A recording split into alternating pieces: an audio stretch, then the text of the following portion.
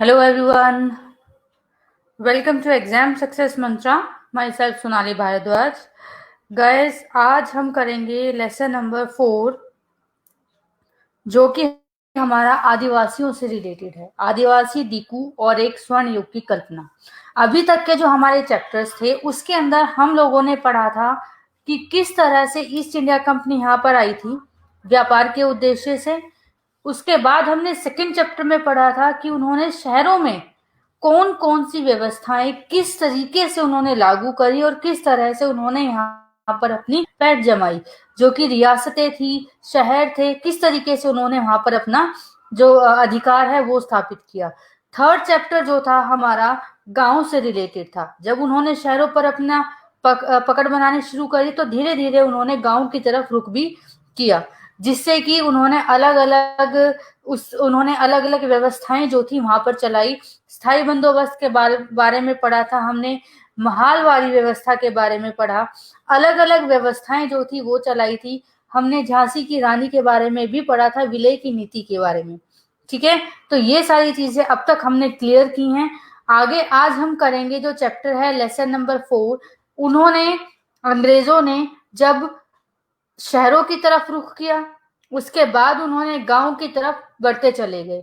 फिर उन्होंने ये सोचा कि क्यों ना जंगलों पर भी अधिकार स्थापित किया जाए, क्योंकि वहां पर आदिवासी थे, उनका जो जंगलों पे एक मात्र अधिकार माना जाता था, वो अपना अधिकार मानते थे जंगलों पे, क्योंकि वो पूर्ण तरीके से उन जंगल पर ही निर्भर थे, क्योंकि वहां पर वो रहते थे। खाना पीना, उनकी खेती बाड़ी, वो सब एक तरीके से वो उन जंगलों पर ही निर्भर थे। तो अंग्रेजों ने क्या सोचा कि वहां से भी क्यों ना व्यापार किया जाए। तो उन्होंने उन आदिवासियों के लिए कौन कौन सी व्यवस्थाएं या कौन कौन से रूल्स एंड रेगुलेशन चला दिए थे, क्या चीजें थी, वो आज हम इस चैप्टर के अंदर पढ़ेंगे। बेसिकली धीरे धीरे उन्होंने क्या किया था, संपूर्ण भारत में अपनी पकड़ बनानी शुरू कर दी। शायद ही उनका कोई एक ऐसा एरिया होगा जो उन्होंने कवर नहीं किया। तो आज हम पढ़ेंगे आदिवासी दीकू व एक स्वर्ण युग की कल्पना। इस चैप्टर के अंदर हम हर एक आदिवासी के बारे में पढ़ेंगे कि वो आदिवासी कौन सी जगह पर कहाँ पर पाए जाते हैं, कौन सा समुदाय आदिवासियों का कहाँ पाया जाता है। ठीक है, तो अभी फर्स्ट देखते हैं पॉइंट इसका, राज्य और समुदाय, कि कौन से राज्य में कौन कौन से आदिवासी समूह पाए जाते हैं। इंपॉर्टेंट क्वेश्चन है गाइस, गलत मत करना, क्योंकि इसमें से क्वेश्चन रिपीटेडली आते हैं। ठीक है, आगे देखते हैं उड़ीसा। खोंड, डोंगरिया, कंद कबीला। कौन सा समुदाय था उड़ीसा में? उड़ीसा का खोंड, डोंगरिया, कंद कबीला। ठीक है, ये याद रखना। मध्य प्रदेश, बैगा। बैगा क्या मानते थे? खुद को जंगल की संतान मानते थे और वो मजदूरी नहीं करते थे, उनके लिए मजदूरी करना अपमान की बात थी। पंजाब में गुज्जर, आंध्र प्रदेश के लबाड़िया, कुल्लू के गद्दी जो गडरिये थे। गडरिये यानी के बकरी वगैरह, भेड़ बकरी जो चराते थे, गड्डी। ठीक है, कश्मीर के बकरवाल समुदाय, बकरवाल बकरियां पालते थे। ठीक है, जिस वजह से उनको बकरवाल कहा जाता था। इजीली याद हो जाएगा बकरवाल। अगर उनका पेशा पूछा जाए क्या करते थे वो, तो वो बकरियां पालते थे। ठीक है, छोटा नागपुर मुंडा, उनका क्या मानना था कि जो जमीन है वो पूरे कबीले की संपत्ति है, किसी एक व्यक्ति के हाथ की नहीं है। गुजरात, उसमें था भील समुदाय। झारखंड, संथाल, रेशम के कीड़े पालते थे। इनमें से झारखंड आ चुका है, छोटा नागपुर आ चुका है, कश्मीर आ चुका है, गुजरात भी आया, ऑलमोस्ट लगभग सभी आए हैं। पंजाब का गुज्जर आ चुका है जो कि पूछा गया था, और उड़ीसा का खोंड समुदाय, ये लगभग ये सारे आ चुके हैं। शायद ही कोई एक दो है जो इसमें से छूटा हो। ठीक है, अच्छे से करना। आगे देखते हैं हम इसके कीवर्ड्स। परती, कुछ समय के लिए बिना खेती छोड़ दी जाने वाली जमीन, ताकि उसकी जमीन दोबारा उपजाऊ हो जाए। कि परती जमीन उसको कहा जाता है जहां पर एक टाइम पीरियड तक उन्होंने खेती करी, उसके बाद उसको छोड़ दिया ताकि वो दोबारा से उपजाऊ हो जाए, और कुछ समय के बाद, कुछ सालों के बाद उसके ऊपर वो फिर दोबारा से खेती करते हैं। ठीक है, तो उसको बोला जाता है परती जमीन। नेक्स्ट है साल। साल एक पेड़ का नाम है। महुआ, इसको एक फूल कहा जाता है, एक फूल है जिसे खाया जाता है और ये शराब बनाने के लिए इस्तेमाल किया जाता है, महुए का फूल। ठीक है। बेवर, मध्य प्रदेश में घुमंतू खेती के लिए इस्तेमाल होने वाला शब्द। नेक्स्ट आता है स्लीपर, लकड़ी के क्षैतिज तख्ते जिन पर रेल की पटरियां बिछाई जाती हैं। अब आएगा नेक्स्ट वैष्णव, किनको कहा जाता था? वैष्णव, जो कि विष्णु की पूजा करते थे। नेक्स्ट आता है झूम खेती। अब हम पढ़ेंगे झूम खेती के बारे में, इससे रिपीटेडली क्वेश्चंस आते हैं, हर एक लाइन में से क्वेश्चन बनकर आता है, ध्यान से देखिएगा। झूम खेती धुमंतू खेती को कहा जाता है। इस तरह की खेती अधिकांशतः जंगलों में छोटे छोटे भूखंडों की पर ही की जाती थी। ये लोग जमीन तक धूप लाने के लिए पेड़ों के ऊपरी हिस्से को काट देते थे। वे जमीन पर उगी घास फूस जलाकर साफ कर देते थे। इसके बाद वे घास फूस के जलने पर पैदा हुई राख को खाली जमीन पर छिड़क देते थे। इस राख में पोटाश होती थी जिससे मिट्टी उपजाऊ होती थी। वे कुल्हाड़ों से पेट काट देते थे व कुदालों से जमीन की ऊपरी सतह को खुरच देते थे। वे खेतों को जोतने के लिए व बीज रोपने की बजाय उन्हें बस खेत में बिखेर देते थे। यानी कि जो बीज है वो ऊपर से ही बिखेर देते थे, उनको अंदर से खोदकर उसमें बीज नहीं डालते थे। जब एक बार फसल तैयार हो जाती थी तो वह काटकर उसे दूसरी जगह चल देते थे। घुमंतू किसान मुख्य रूप से पूर्वोत्तर व मध्य भारत की पर्वतीय और जंगली पट्टियों में ही रहते थे। कहाँ रहते थे किसान? पूर्वोत्तर और मध्य भारत की पर्वतीय व जंगली पट्टियों में ही रहते थे। ये याद रखना, कहाँ रहते थे। अब आता है उड़ीसा का खोंड समुदाय, इसके बारे में याद रखिए कौन सा स्टेट है और वहां पर कौन सा आदिवासी समूह पाया जाता है। इंपॉर्टेंट क्वेश्चंस हैं बहुत ज्यादा, इस चैप्टर में से एक क्वेश्चन तो डेफिनेटली बनकर आता है, तो उसको अच्छे से कीजिएगा। फर्स्ट पॉइंट है, ये टोलियां बनाकर शिकार करते थे और जो भी हाथ लगता आपस में बांट लेते थे। ठीक है। नेक्स्ट है, खाना पकाने के लिए वे साल और महुआ के बीजों के तेल का इस्तेमाल करते थे। थर्ड पॉइंट, इलाज के लिए जंगली जड़ी बूटियों का प्रयोग करते थे। फोर्थ, जब भी स्थानीय बुनकरों व चमड़ा कारीगरों को चमड़े व कपड़े की रंगाई के लिए कुसुम और पलाश के फूलों की जरूरत होती थी तो वो खोंड समुदाय के लोगों से ही कहते थे। ठीक है। तो इनका काम क्या था कि पलाश के और कुसुम के फूलों की अगर किसी भी व्यापारी को जरूरत होती थी तो वो किसको कहता था? खोंड समुदाय के लोगों को ही जाकर उनसे वो चीजें लेता था। ठीक है। नेक्स्ट आता है मध्य भारत के बैगा समुदाय। कौन कौन से थे, क्या काम करते थे? मध्य भारत के बैगा समुदाय, वे औरों के लिए काम करने से कतराते थे। मजदूरी को वो अपमान मानते थे कि मजदूरी नहीं करनी। वे खुद को जंगल की संतान मानते थे जो केवल जंगल की उपज पर ही जिंदा रह सकती है। मजदूरी करना उनके लिए अपमान की बात थी। 3 इंपॉर्टेंट पॉइंट है, निकलते हैं। कई बार क्या होता है कि मध्य भारत के बैगा दे दिया, उसका बता दे कि भाई इनमें से 4 पॉइंट है, कौन सा गलत है। तो आप लोगों को ये पॉइंट्स अच्छे से याद करने हैं। ठीक है। नेक्स्ट आता है छोटा नागपुर के मुंडा समुदाय।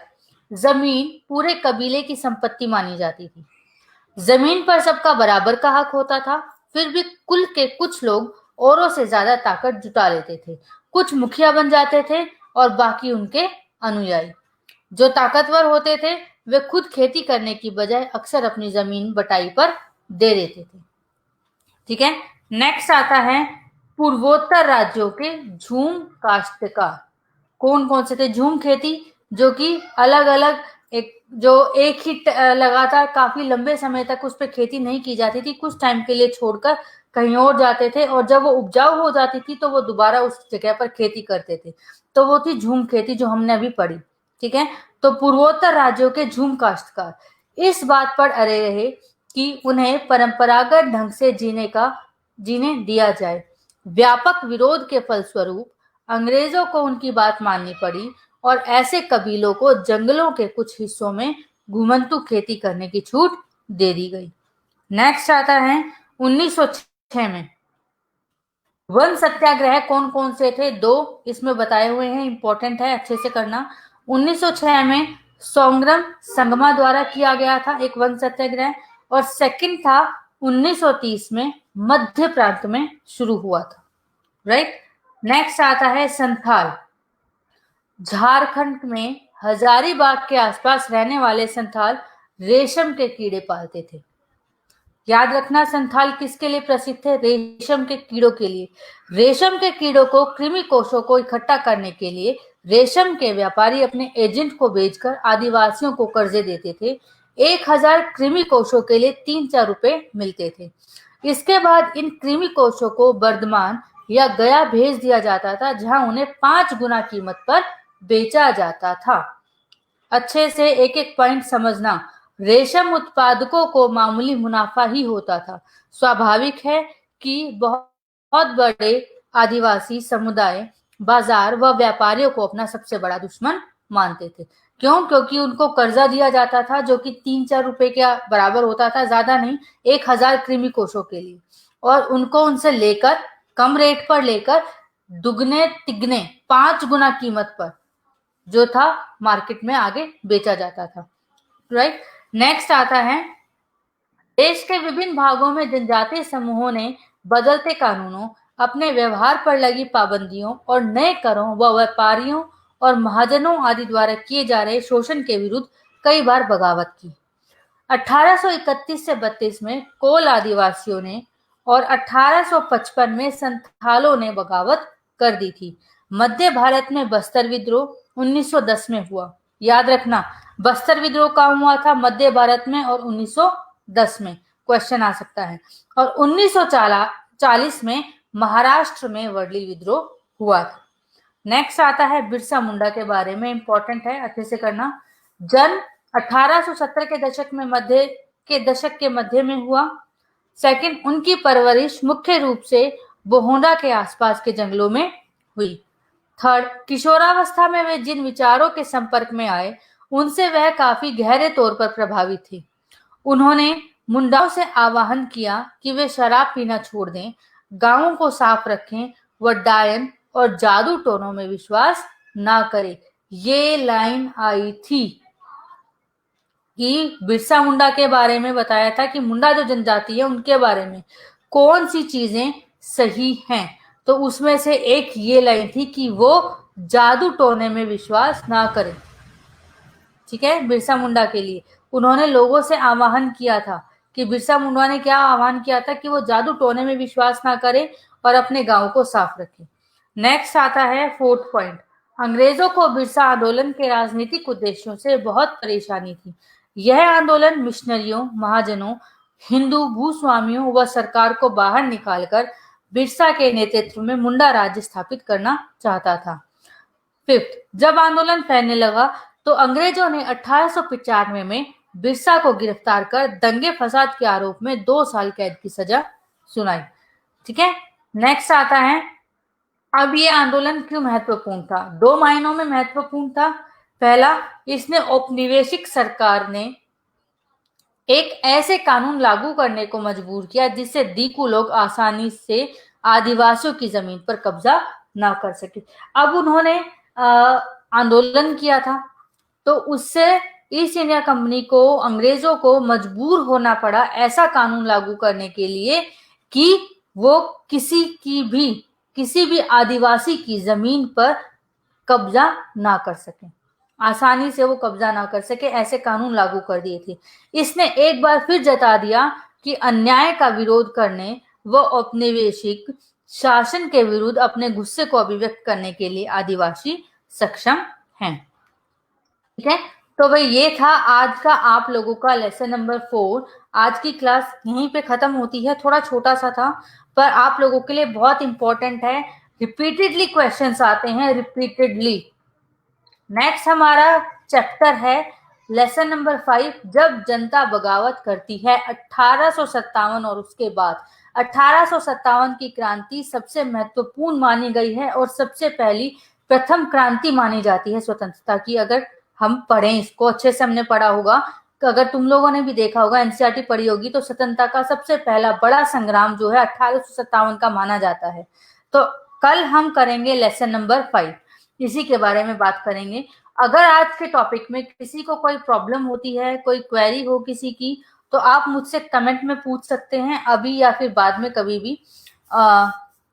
एंड यस, अगर आप लोगों को मेरी वीडियोस अच्छी लगें तो लाइक करें एंड यस शेयर जरूर करें, जिससे कि कोई किसी को जरूरत होगी तो एटलीस्ट ये वीडियोस उन लोगों तक भी पहुंच पाए।